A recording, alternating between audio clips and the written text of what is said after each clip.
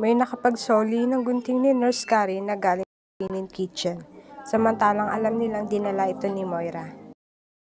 Kaya hinala ni Doktora Minor na may ginamit siya na taga doon kaya posibleng nakatakas ito. Mabuti na lang napansin ni Lynette na nagtatago ito sa tulak-tulak ng lalaki. Kaya nang tulakin nila ito sa patapon, doon na nga lumabas si Moira. Paglingon ni Moira, nakangiting bumungad si Josa at Lynette dito, sabay sabing, "Surprise!" Tinanong naman ni Moira ang mga ito kung ano ginagawa nila sa Apex. Nagpatuloy sila Annalyn, Karen at Ivan sa paghahanap kay Moira. Pero agad din na maipinasa sa kanila na nahanap na nga si Moira. Nakatayong malayo si Zoe sa kanila at napag-alaman na nakita na ang mami niya.